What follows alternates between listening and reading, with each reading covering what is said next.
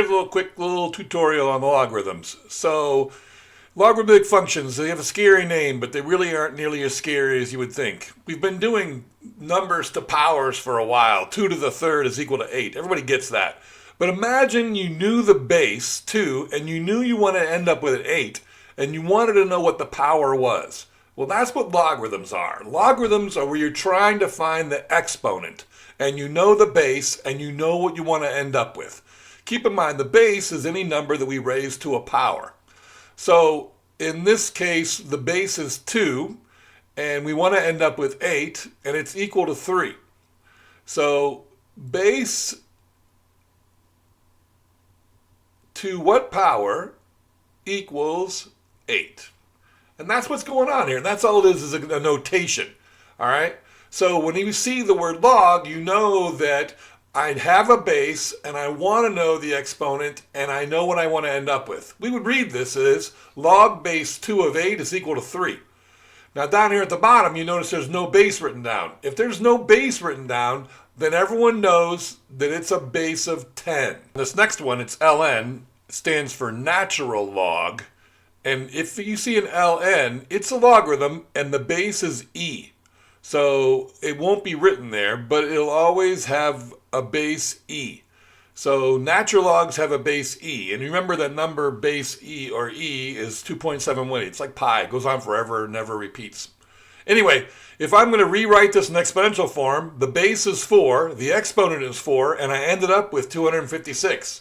In number 2, the base is 7, the exponent is 0, I ended up with 1. In number 4, it's base 10, and the exponent is 1, and I ended up with 10. Now in part B, we're just doing the opposite. I'm giving it to you in exponential form, and you're going to rewrite it as a logarithm. Now the base is 10, so I don't have to write it. I ended up with 100,000, and it equals 5. And so I go ahead and fill in, this is what we're doing. You don't need to write the 10, but it's going to be 100,000 and then 5. So this is going to be logarithm base 3 of 81 is equal to 4.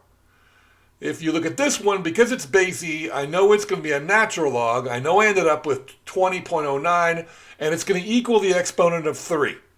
Down here, log base 81, I have an exponent, or I ended up with 9 and an exponent of 1/2. Now, we're going to use this notion of logarithms to find an inverse. And if you remember, when we're finding an inverse, we switch the x's and y's, and then we get the y by itself. Well, the problem is this y is stuck inside this logarithm. So what we're going to do here is rewrite it as an exponential. It can be rewritten as 4 to the x power is equal to y, which would be awesome because then the y would be by itself. So 4 to the x power is equal to y, and like any inverse, what we're going to do is put f negative 1 in front to let people know that we've just found the inverse. All right, so remember, whenever you're finding the inverse, what you're going to do is you're going to switch the x's and y's and then try to get y by itself. So here, take a look at number 3. X equals log base 2 of 2y. Now what we're going to do is rewrite it as an exponential. It's going to be 2 to the x power is equal to 2y. And now all I'm going to do is get the y by itself, dividing by 2, which is the same thing as multiplying by 1/2, which is typically what we're going to do. So it's 1/2 times 2 to the x power. Look at number 4. X is equal to natural log of y.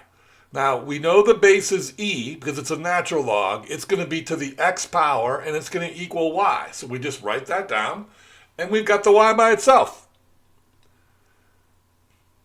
That's the inverse of natural log of x. Take a look at number 6. X equals natural log, and then it's got more stuff in it. Well, notice how it's in the parentheses, so that means it's part of the logarithm. This is still going to be e to the x is equal to, but now it's equal to 5y plus 2. And there's more stuff we've got to do to get the y by itself. We're going to have to subtract 2. That gives us e to the x minus 2. And then we're going to divide by 5, which is the same thing as multiplying by 1/5. So that's going to be 1/5 times e to the x minus 2. Now, typically, that's not simplified, so we're going to go ahead and distribute the 1/5.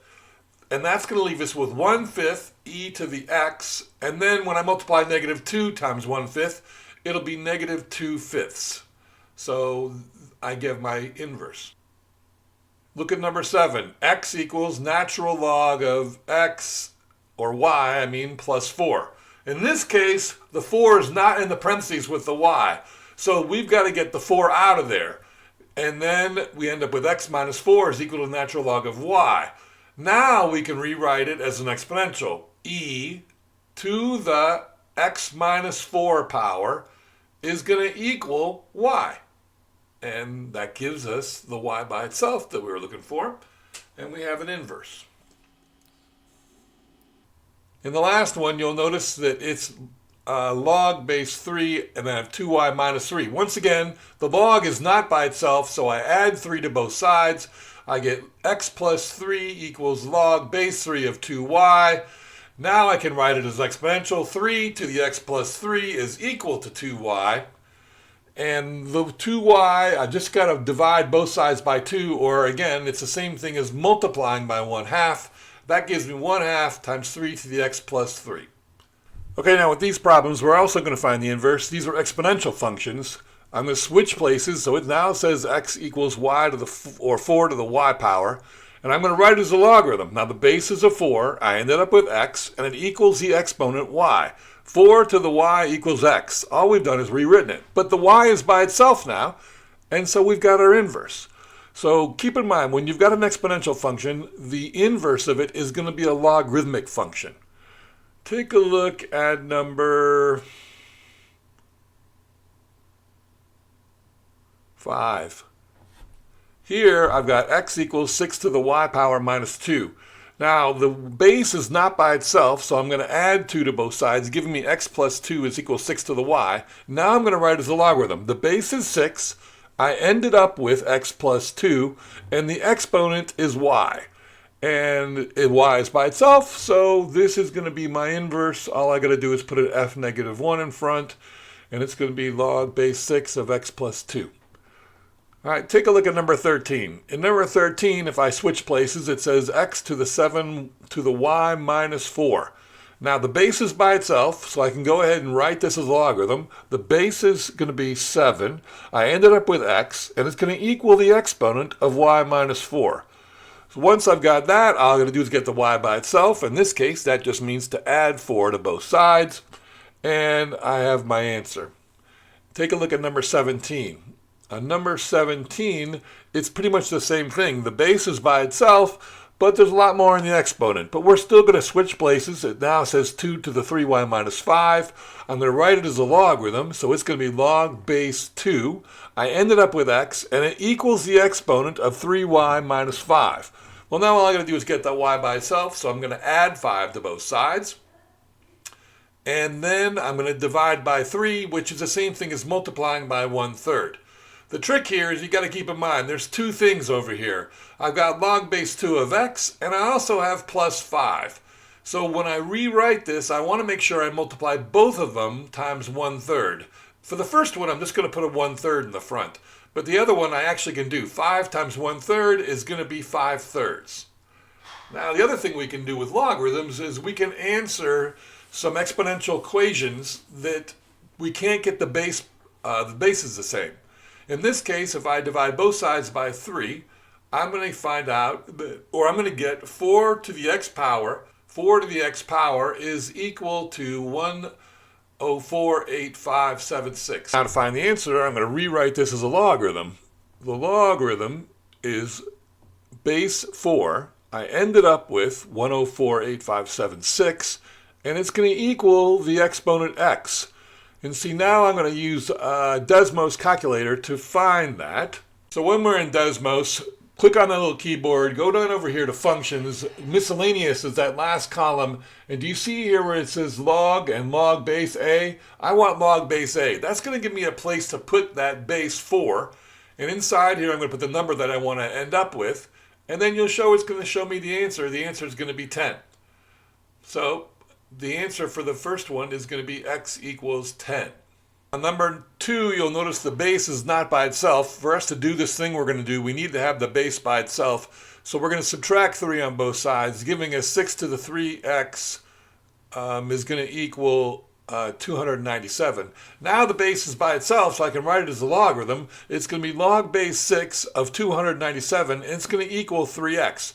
And if you want to, go ahead and divide both sides by 3, giving us 1/3 log base 6 of 297. And if we type that into Desmos, we'll find out our answer. So let's try that.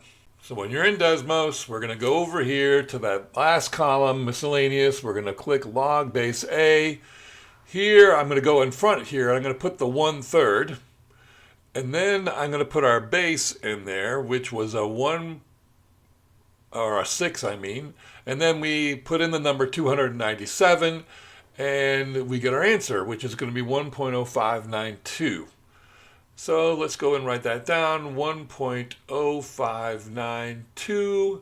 And you want to notice that it's saying to round to 3 significant figures.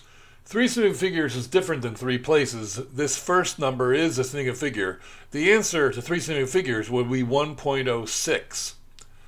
All right, so you can see we can use logarithms to find exponents when they're a problem. Take a look at number 5. It's a word problem. They want to know how long it's going to take for it to double. Well, double 25,000 is 50,000. We started with 25,000. The multiplier is going to be 1 plus 0.032. And it's going to be to the x power because we don't know how many times we did it.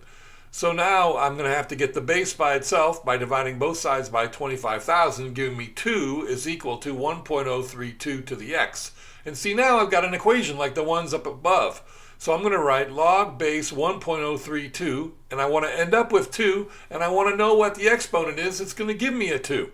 So now all I got to do is plug this into Desmos. I go back over here to miscellaneous, log base A.